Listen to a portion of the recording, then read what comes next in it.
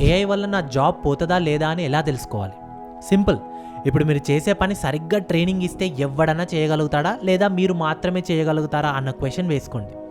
Training ఇస్తే ఎవడన్నా చేయగలుగుతాడు అంటే అతి తొందరలో ఏఐ ఖచ్చితంగా మిమ్మల్ని రీప్లేస్ చేస్తుంది.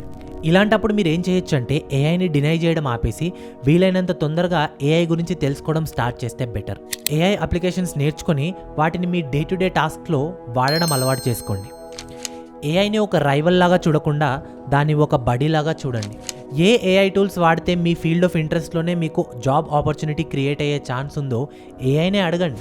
ఇదంతా వింటుంటే మీకు కొంచెం వింతగా ఉండొచ్చు, బట్ ఇంటర్నెట్ వచ్చిన కొత్తలో కూడా చాలామంది దాన్ని డినై చేశారు. ఇంటర్నెట్ ఇంపాక్ట్ అన్ని ఫీల్డ్స్ పైన ఉండదేమో అనుకున్నారు. అలాంటి వాళ్ళందరూ తర్వాత వాళ్ళ డిసిషన్ని రిగ్రెట్ అయ్యారు. బికాజ్ మనం ఇప్పుడు కరెంట్ లేకున్నా ఉంటామేమో కానీ ఇంటర్నెట్ లేకుండా ఉండలేము.